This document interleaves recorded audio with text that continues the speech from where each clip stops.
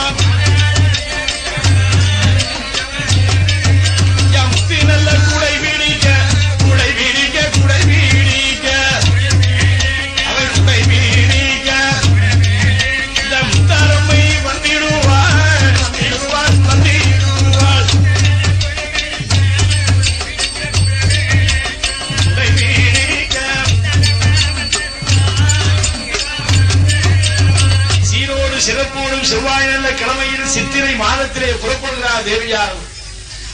அலங்கார பட்டுடுத்து தேவியானவள் அம்பிகையானவள் அரணாரணத்திலே விடைபெற்றுக் கொண்டு அந்த கைலையிலே இருந்து பூலோகத்திலே பார்ப்பதற்காக வேண்டி அன்னையானவள் எல்லா வரங்களையும் பெற்று ஈஸ்வரியானவள் கைலை விட்டு திரும்புகின்ற நேரத்தில் பகவானிடத்திலே விடை வாங்கிவிட்டு திரும்புகிறாள். பூத படைகளோடு அன்னையானவள் வருகின்ற நேரம் பகவான் பார்த்தான்.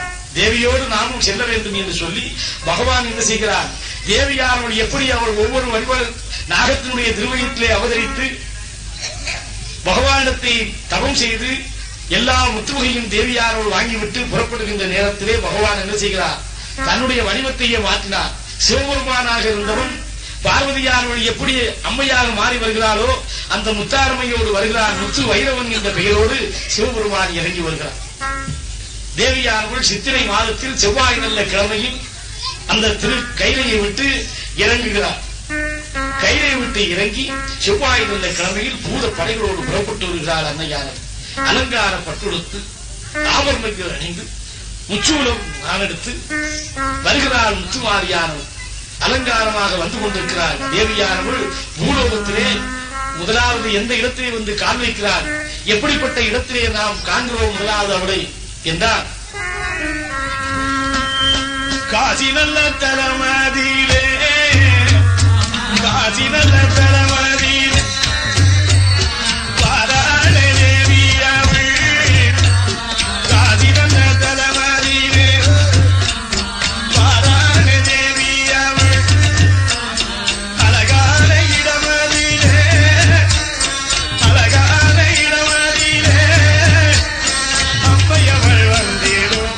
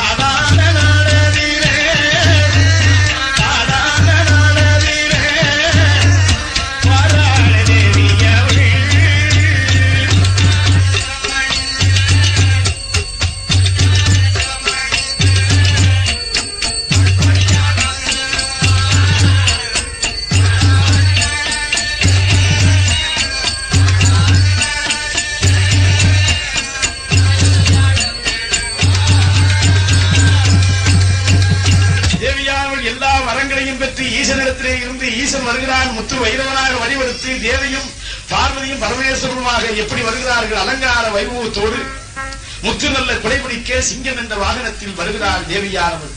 முதலாவது பூலோகத்திலே கால் வைத்த இடம் காசி என்கிற புண்ணிய ஸ்தலத்திலே வந்து காசி ஆற்றிலே நீராடுகிறார் தேவியானவர். காசி ஆற்றிலே வந்திறங்கி கண்மணி போல் தீர்த்தமாடி அழகாக மாற்றுடுத்து சிவப்பு நல்ல பட்டாடை அணிந்து செந்தூர பொட்டணிந்து காசி விஸ்வநாதரையும் விஷாலாட்சி அம்மனையும் அடிதொடுத்து விட்டு அந்த வடநாட்டிலே எந்த புண்ணிய கஷேத்திரங்கள் எல்லாம் இருக்கிறதோ அந்த புண்ணிய கஷேத்திரங்களை எல்லாம் பார்த்து அம்மையார்கள் ஒவ்வொரு இடமாக பார்த்து விட்டு ஒவ்வொரு இடமையும் கடந்து வருகிறார் அம்மையாரவர். நமது தென்கோடி வரையிலும் காசி முதல் கன்னியாகுமரி வரையிலும் உலகெல்லாம் பார்க்க வேண்டும், மக்களுக்கு அருள்வாளிக்க வேண்டும் என்று சொல்லி அம்மையாக வலியுறுத்து அந்த தேவி முத்தாரம்மையானவர் அருள் கொடுப்பதற்காக வேண்டி வருத்த நல்ல முத்தையெல்லாம் வாங்கிக் கொண்டு வழிவழங்கில் புறப்பட்டு வருகிறார். சித்திரை நல்ல மாதத்தில் செவ்வாய் நல்ல கிழமையில் அர்த்தராத்திரி சாமத்தில் நடுச்சாம வேளையில் பூத கணங்களோடு புறப்பட்டு வருகிறார் அன்னையானவர். அந்த பூவுலகிலே இறங்கிய அந்த காசி ஆற்றிலே வந்து நீராடிய பிறகு விஸ்வநாதரையும் காசி விஷாலாட்சியும் அடிதொழுது விட்டு அன்னையானவள் அங்கிருந்து புறப்பட்டு ஒவ்வொரு இடமாக கடந்து வருகிறார். இன்று எந்த இடங்கள் எல்லாம் பார்க்க வேண்டும்? நமது தென்னாட்டிலே பழம்பெரும் நாடாக விளங்கக்கூடிய மதுரை மாநகர் முக்கியமாக இருக்கக்கூடிய அந்த பழம்பெரும் நாட்டுக்கு வர வேண்டும் என்று சொல்லி வடநாட்டில் உள்ள புண்ணிய கஷேத்திரங்களை எல்லாம் பார்த்துவிட்டு அன்னையானவள் வருகிறார். அங்கு என்ன திருவிழா கோலங்கள் எல்லாம் கொள்கிறார், எப்படிப்பட்ட நிகழ்ச்சியானது நடத்துகிறார் என்றால்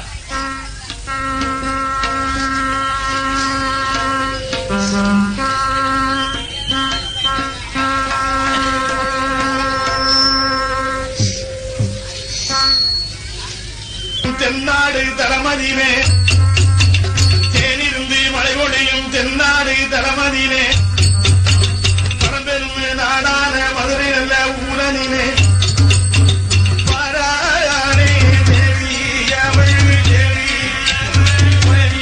அவள் பலிகள் எல்லாம் தாங்கள் தேவி அவள்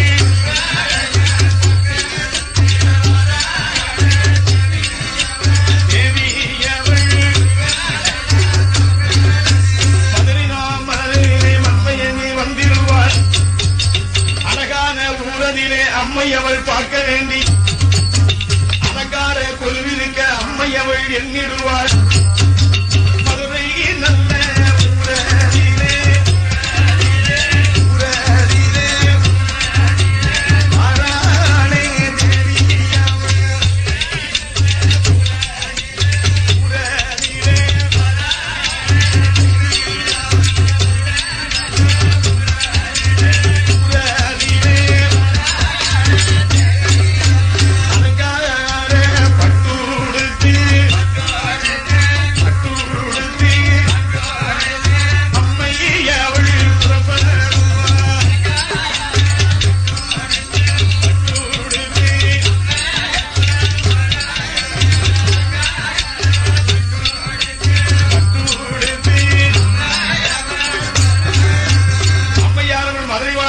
தென்னாட்டிலே பழம்பெரும் நாடு மதுரை மீனாட்சி பொலிவித்திருக்கக்கூடிய ஆட்சி நடத்தக்கூடிய அருமையான எங்களை எல்லாம் பார்த்துவிட்டு மதுரை மாநகரிலே தேவியானவள் என்ன நிகழ்ச்சிகள் எல்லாம் செய்கிறார், என்ன திருவிழா கோலம் கொள்ளக்கூடிய அந்த மதுரை மாநகரிலே வந்து தேவியானவள் எந்த இடத்திலே இருக்கிறார் என்று சொன்னார்.